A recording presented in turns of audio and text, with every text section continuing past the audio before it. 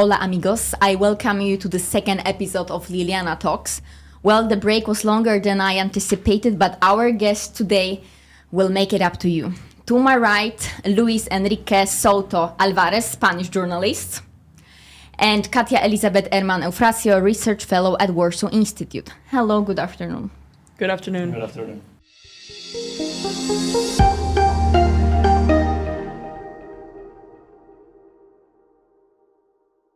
Well, today we are in Europe and North America, and we will start with Europe and Spain.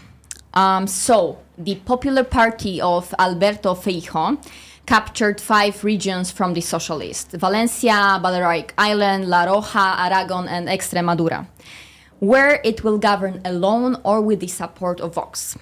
The hard-left Unidas Podemos, led by Pedro Sanchez, has lost all of its deputies it had in the regional parliaments of Madrid and Valencia, and also its Madrid councillors too. We can see the greatest increase in public support among the Vox Party and also the Popular Party. Luis, where does this change come from? Well, thanks again for this opportunity. There are actually several ways to approach this situation that is happening in Spain. Most of the analysts will say that actually is related to a wave that we are seeing in whole Europe of new conservatism taking power in countries like Italy or Finland.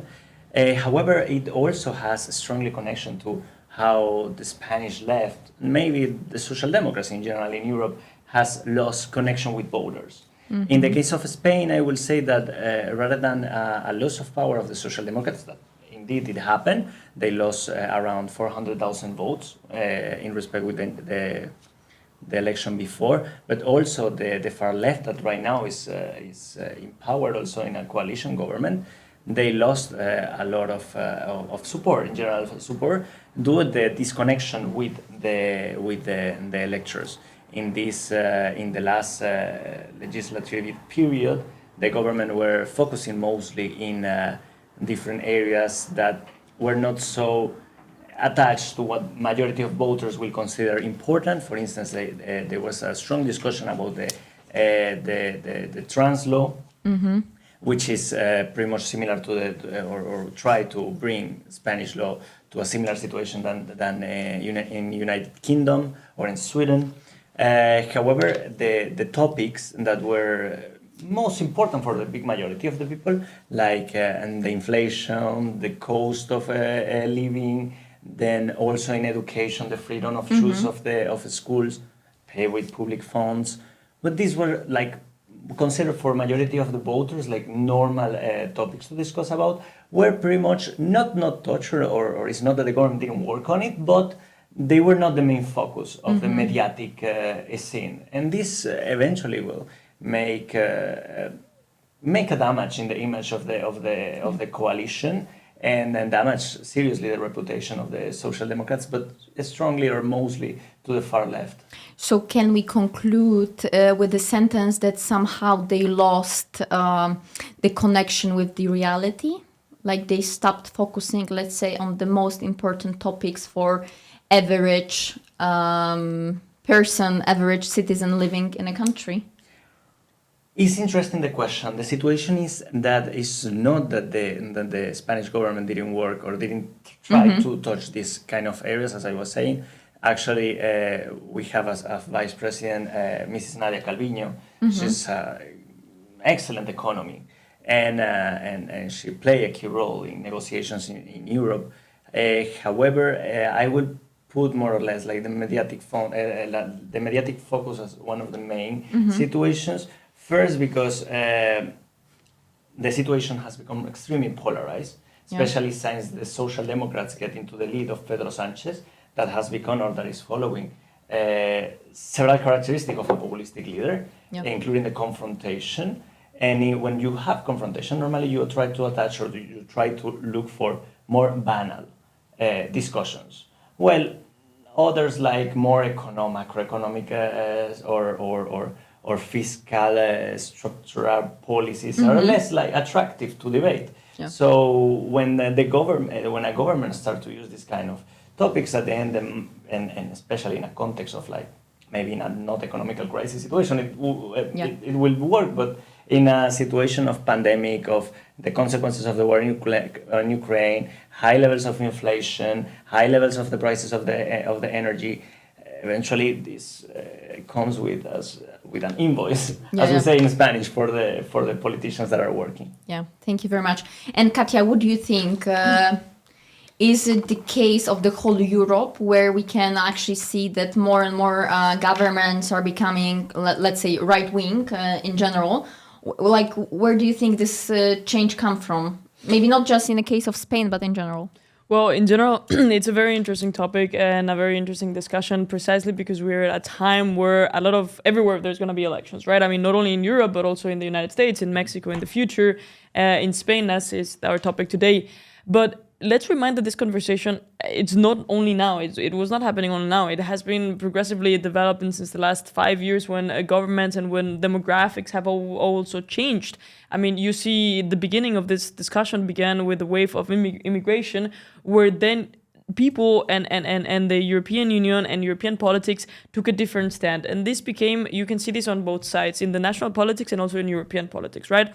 Where these movements have changed the perception of citizens and how we deal with the economics, how we deal with the demographics, and how we deal with international relations, and also not only the transatlantic ones, but also towards Asia, towards the Indo-Pacific, towards Africa. So it has a lot of weight.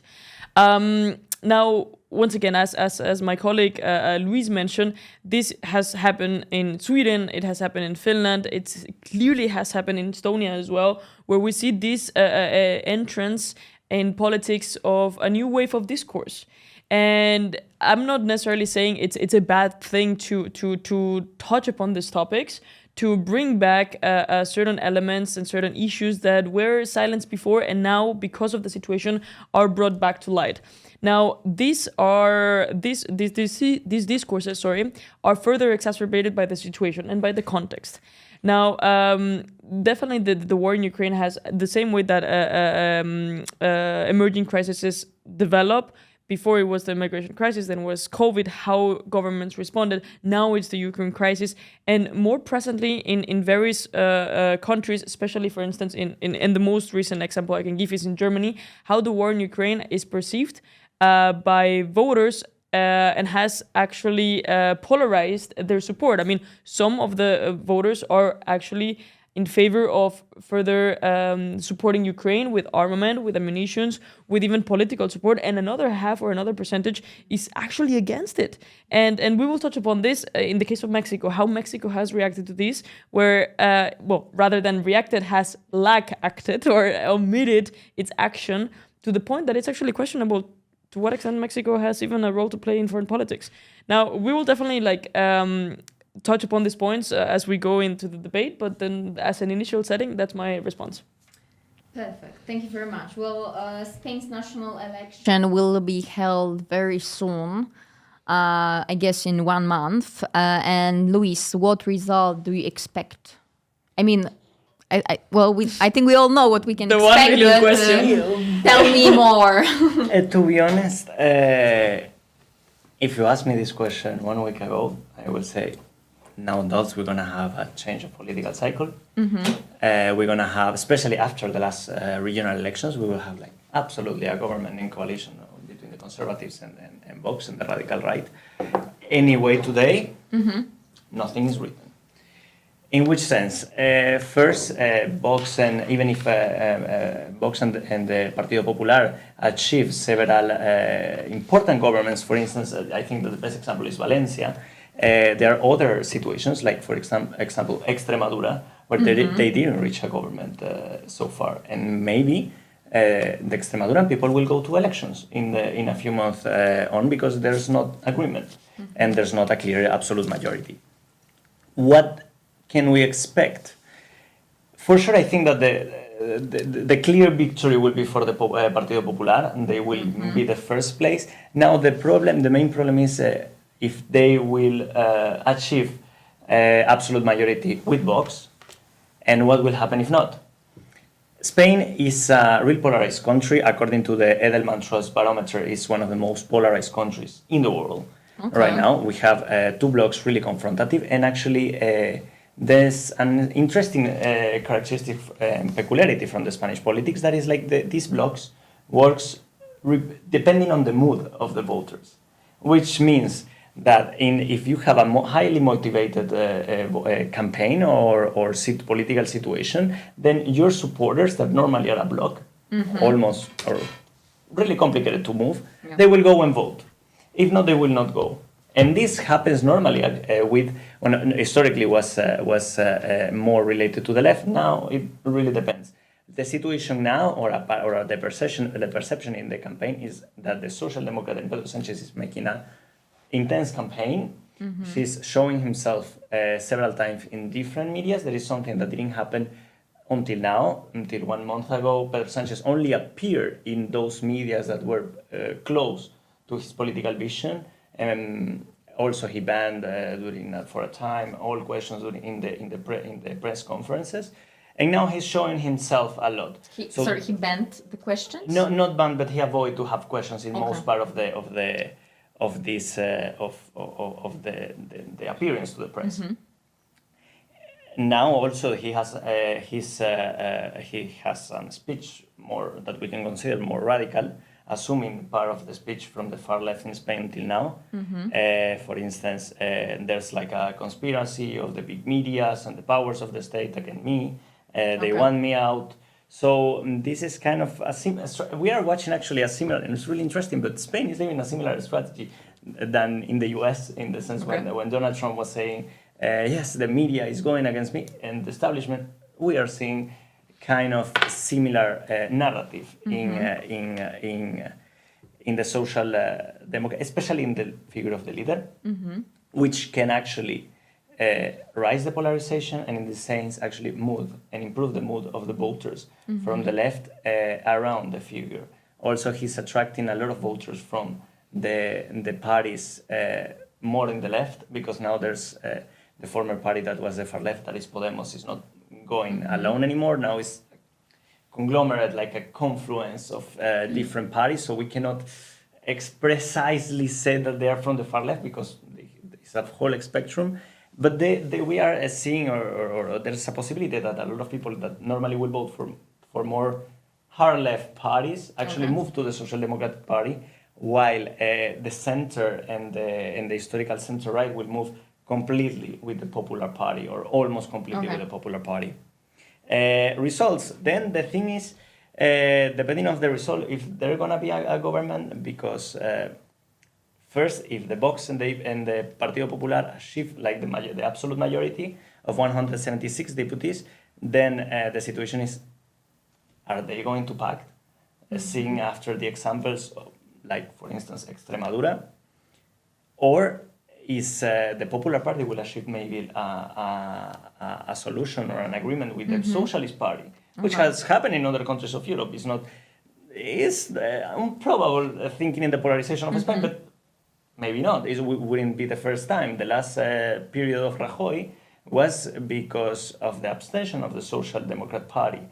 However, it was the Social Democrat Party without Pedro Sanchez. That is a highly polarized figure, with, as we said, with extremely populist characteristics, which makes really complicated that a Pedro Sanchez socialist government party will actually abstain in order to allow the populares to rule.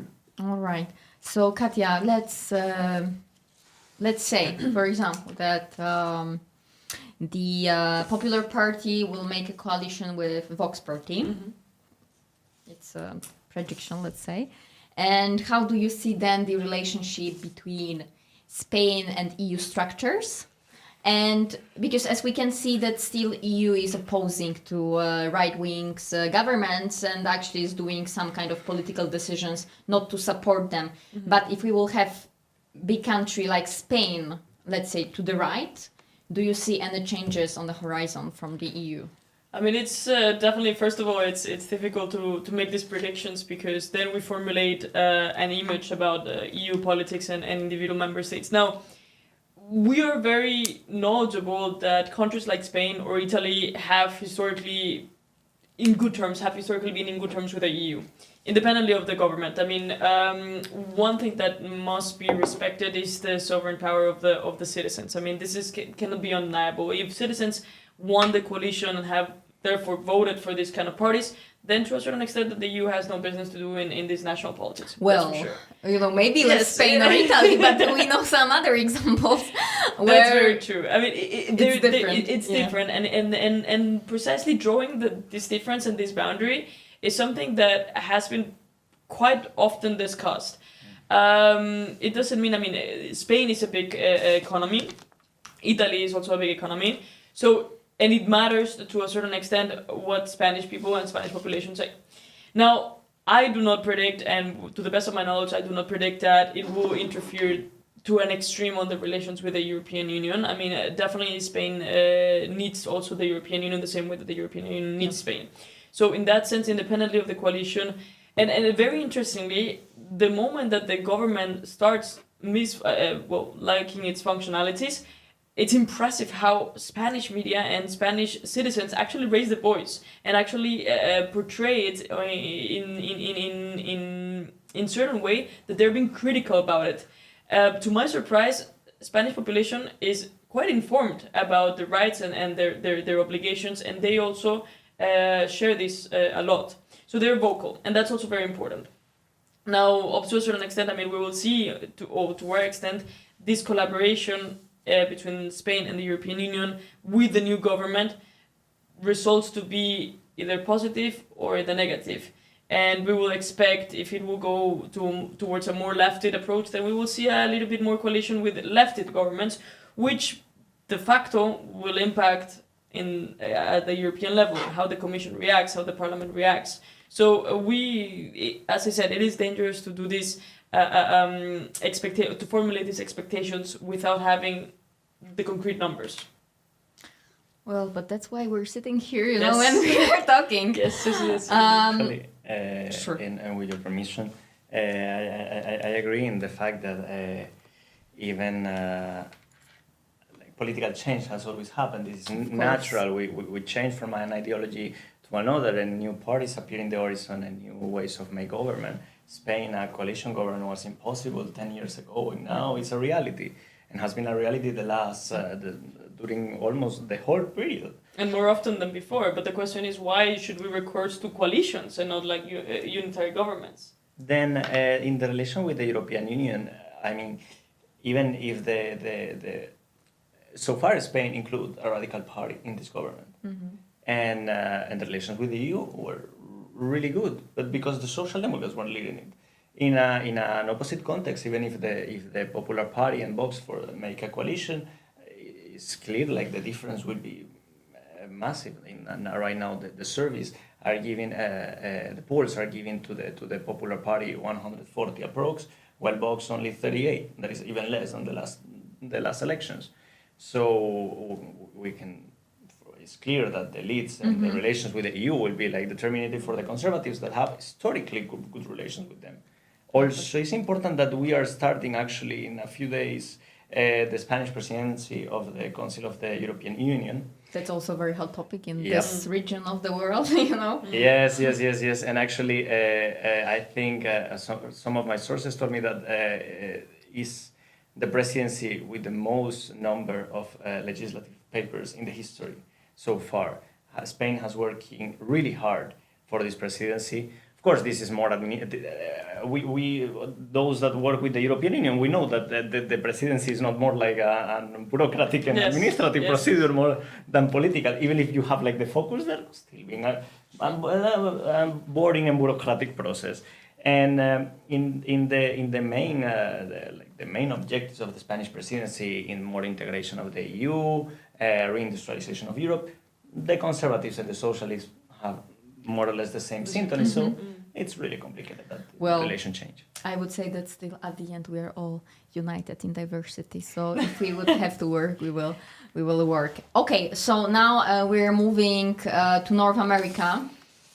and we're moving to Mexico. Which is also quite a hot topic nowadays. Yes, well, Katia, I would say that still it's quite exotic place if we're here in Poland. So could you describe to our followers exactly, you know, what's happening, how look the political situations? We know that some of the elections are coming, but could you tell us a little bit more? Absolutely, I will be happy. And I will begin to introduce a little bit why please. Mexico is important. But before getting into that, just a little bit of context. So Mexico is the approximate neighboring country of the United States. So its relation has most of the times been overshadowed by the United States will. Mexico is a federation, first of all, which is formed by 31 states, individual states, and every state has its own, let's say, autonomy. So by de facto, it has a lot of massive diversity. And I mean, we talk about Mexico, but honestly, the distance between the south and the north is almost from Portugal to Denmark, Finland. So actually, it's a lot of trouble, and you're still in the same country. So it's quite big. It's demographically quite extensive as well. And unfortunately, Mexico is still a very polarized society. It has a lot of social cleavages. So the south and the north are very much divided, economically divided. Education is also quite unequal still. Demographic, as I said, is a determinant factor in Mexican politics and in Mexican society. So in terms of economics, it's strongest, as I said, it's the neighboring countries, the United States. So one of the major trade partners is the United States. The southern borders are Guatemala and Belize, and also, now that we touch on the southern borders, is one of the sources of conflict that now has arisen with the United States. So let me pause for a little bit the relationship between the United States and Mexico in the northern border, Yes, because please. Mexico has also a southern border that has a lot of massive influx of migrants and migration. One of the main topics, apart from organized crime, corruption, extortion, Mexico has a massive problem with migrants in the south, which by de facto has progressively impacted its relations with the north, so with the United States. Because most of the migrants that come from Honduras, Guatemala, Belize, Panama, that come from the south border, end up arriving to Tamaulipas, Monterrey, Chihuahua, which is the northern region in Mexico, and then end up crossing to the United States. Let me just stop you for a second. So, but is it irregular migration, illegal migration? How it look like? Oh, well, I wouldn't say that it's irregular anymore. It's irregular. It's actually more regular than before. Regular in the fact that it's more progressively in more repeated patterns. Unfortunately, the patterns have evolved because the security and the guarding, the security borders have been more often breached than before. Okay. So Mexico has taken active steps to diminish or to reduce this migration, but still efforts unfortunately are not as much as we would like to. But still, it's illegal. It's regular migration, but illegal migration because it lacks the substantial papers or regulations in the sense that we freely accept the migrants. In that, yes. So Mexico, as you pointed out, correct. Why is it relevant? Because soon we will have elections, and now that we transition from leftist parties in Europe, we will transition to leftist parties in Latin America, which Luis can elaborate further on his experience in both Venezuela and Colombia, how these leftist parties also greatly differ from left parties and politics from Europe. Yes, but this is like completely different, right? Because in Europe we have the rise, let's say, of like right-wing parties, and in for example, Mexico, I think the leftist parties are still taking the advantage, right? Right, and it's different in which, and you can elaborate further for sure. We do not appeal to this nationalism. I mean, we do not appeal to the nationalism in the sense as we the country, we united, but we appeal to more towards the people. So we are the people, and there's a fantastic book by Enrique Krause, which is called like We Are the People, and how this has led to the massive empowerment of individuals or so-called leaders, which I mean, colloquially, we can call them dictators, you know, and how this has empowered this notion, not on the nationalists, not in we are Mexicans or we are Colombians or we are Venezuelans, but we are the people who conform, like in Spanish, el pueblo. So it's different than the society. So el pueblo, like there's a sense of unification, not by purely the language, but also the culture, but also like the differentiation between them and us and we and the others. So I mean, it's an impressive phenomenon in Latin America. It's as a whole, it's marvelous. But please, if you, I feel that No, after perfectly. Actually, if may I add, Katia basically elaborated in one of the best descriptions of populism that is pretty much common in Latin America. You have a charismatic leader that make appeals to the people regularly, but who is the people? We don't know who's the people. But the leader clearly is the defender of the volunteer of the people. And the volunteer of the people is clearly what the leader said. So we're going to have like this charismatic leader that will actually, in the name of the people, inject hate to what we're going to call the anti-people, which will be either the opposition, either economical power, either an external agent or external country, you name it. And through this like injection of hate, you want to have like a mobilized and confronted population. And this happened. A good example, I think, is Mexico, in the sense like so far with all the problems of Latin American countries and historical problems of Mexico as a state, especially because we understand that as a massive state is complicated to actually rule. And that is the fact that after Morena came to power with Manuel López Obrador, Mexico has become more and more polarized. Absolutely. Because Obrador has been this kind of leader, populist leader, that will inject hate. And now actually PRI and PAN, that were historical parties that were opposite each other, are doing a coalition. Are right now Yes. doing a coalition because Manuel López Obrador has created in both of them the figure of the anti-people. Yeah. So now we have a new a real hard polarization in Mexico, which never happened until the Morena right to power. It's a completely transformation of the politics in Mexico. And just as a small background, so Mexico was colonized by Spain, and we gained independence. And then the revolution came in 1910 and finalized 1921. And 1921, 1927, when it's the consolidation. And then a new party came into place. So it was the party of the people. And this party began to evolve and evolve and evolve until it consolidated into Partido Revolucionario Institucional. So Partido Revolucionario Institucional, which is the party of the revolutionized institution. Or institutional revolution, yeah. yes. So it sought to institutionalize the ideas of the revolution. The right of land, the right to vote, the right of people to live freely. And these ideas began to transform. Now, the PRI, which is the party, the short of the party, ruled for about 100 years. And this is called the monopolization of the ruling party, which until recently, until the 21st century, it began to change, or it began to evolve. First, the PAN, Partido Acción Nacional, like the National Action Party, came as an opposition to the PRI back then. 2 terms were set into place. Vicente Fox and then Felipe Calderón entered the scene. Both of them had their own controversies in the Mexican politics as individuals and as politicians. Then there was this transformation again. Enrique Peña Nieto came into power. And then once again, the confrontation between the PRI and the PAN was once again seen. Now, Andrés Manuel López Obrador had been a militant of this party of the PRI since back then. He tried once, he tried twice to be portrayed as a good candidate. Once he was denied, he joined the opposition, back then that it was called the opposition, El PRD, which is a completely different party. He tried once to be a presidential candidate with this party. He lost. He tried twice. He lost. Then he moved to the creation of the new party, which is Morena.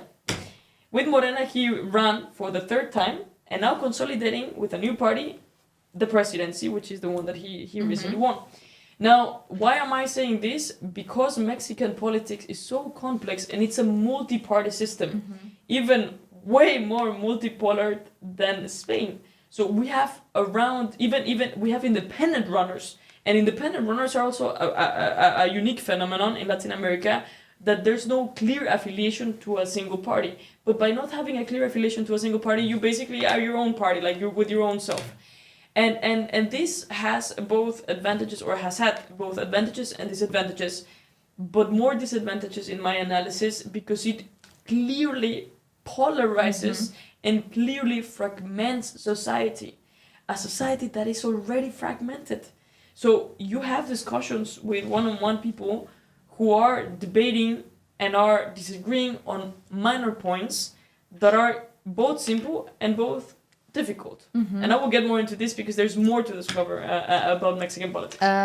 Just regarding the US, because you mentioned already US, well, in the case of the migration crisis, but what is the public opinion in the Mexican society about US?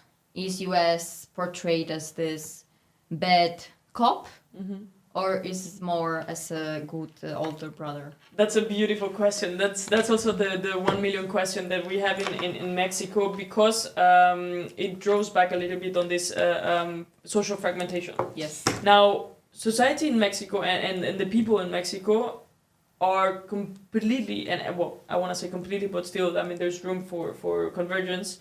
They have both different interests, different education, and different perspective, different background knowledge, and even different language in the south than in the north. And you can see clearly this difference, even in the central Mexico, so in Mexico City.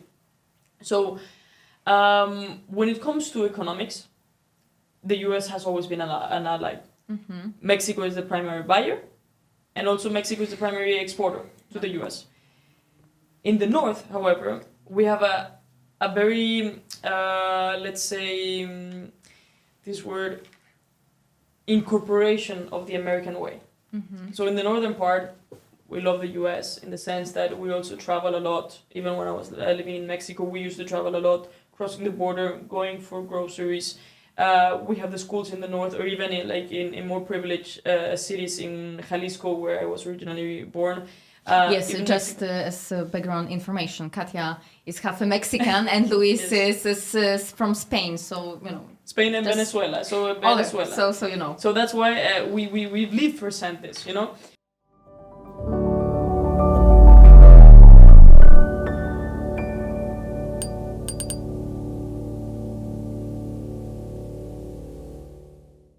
In the recent years, and the thing is, now the rejection towards the dictator, Nicolás Maduro, is extremely hard and in all sense. So of course, when you have a dictator that creates this dichotomy of United States want to invade Dios no sé qué, or the narrative that the Chavismo has expanded or say during these years. And now, with the opposition of the strong opposition between the people, I will say that most part of people from Venezuela has an extremely good image of the United States as a country. Actually, you will hear voices of people saying like, yes, Donald Trump should intervene Venezuela when he was able to. Now it's more complicated. Yes. So of course, in this kind of countries, also I will say that. Would say the same for most part of the population in countries like Nicaragua or Cuba, which are suffering a dictator that normally are more proclive to have an okay or a good like image from the United States, while other countries more in the democratic sphere, they will have more diversity of opinions, especially because you also have like international actors like Russia or China that are influenced public opinion. So you will have people that hate the United States, that blame for the United States everything, and those that have no problem with the United States and have good relation, good image of it.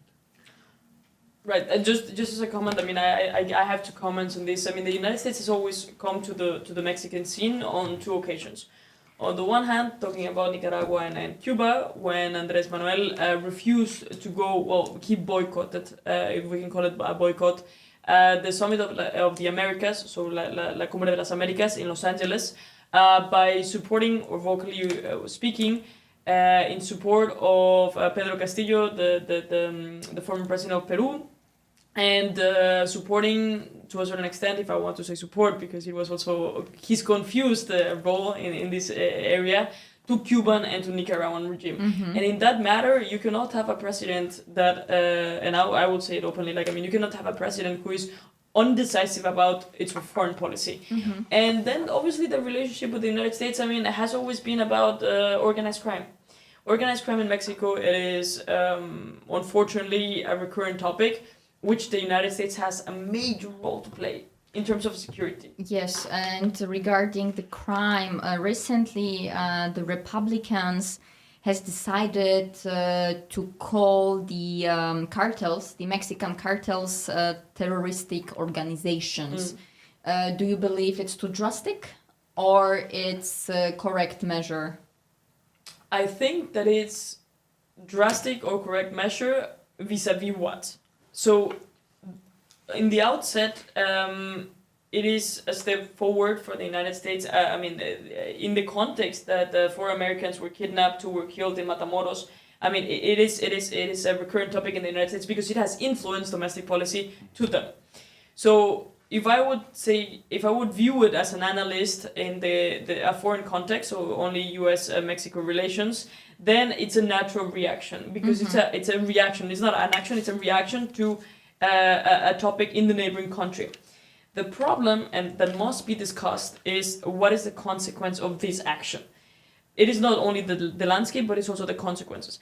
By putting the cartels into this list of terrorists, you're putting it on the same level as Al Qaeda or ISIS, and this is a massive step. To the point that what liberties will the United States take, or the migration authorities and even police enforcement authorities at the border, what kind of actions are they going to be entitled to do and to have? Not only at the border, but also extra. But the one thing is that what you mentioned, so this killing of American citizens inside another country, but I think another thing is the crisis with fentanyl and how big amounts of this drug is being transported to the United States.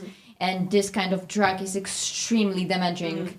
It's worse than heroin and some others. So I think this is another way of explaining this this decision that they are trying to introduce. Right, actually. right. No, and it's correct. In my perspective, and I will openly say it, I think it's a step into countering organized crime and crimes against the health, because it's called crímenes en contra de la salud in Mexico. The problem is when these laws are taking extraterritorial. Just as a minor background, and also pointing out about what this law will empower. It will empower financial institutions to freeze assets. On that side, I am fully in support. I believe that if you cut the money and if you cut the sources, the main source of supply, financial supply in the United States, then it's a step further in weakening this organized crime. The problem, and this will begin to resonate in Mexican politics, is to what extent the United States will encroach into domestic politics in Mexico, into domestic police enforcement, without a formal cooperation. Let's say extending their extraterritorial powers without a prior agreement. And that this is something that it's a little bit fragile, and will become a little bit fragile, and can become a source of confrontation. But in the outset, I think that in Mexico is not proactively countering these organized groups. Well, the United States has a reason to do it, and they're clearly doing it. That's true. That's true. Thank you very much, Katia. Luis, would you like to add something? Yeah, I think that Katia has clarified perfectly with the situation with Mexico. It's true that the U.S. still having, but I will say that part of the historical good relation, even with their political impasse, are that they depend on each other, especially in security matters. So. So I think with this we will stop today's episode. Thank you very much, Luis. Thank you very much, Katia. Would you like to greet someone, maybe your friends, family? No? Well, we just want to thank you, Liliana, once again for hosting us. I mean, we are happy to collaborate with the Warsaw Institute as much as we can on these topics. We understand that politics and also the part that affects citizens the most are important to raise. And yes, we're happy to be here. Thank you very much. Thank you very much. Thank you to our guests. Also, thank you to our viewers and followers. Please follow our social media, and I'm already inviting you to another episode of Liliana Talks. Thank you.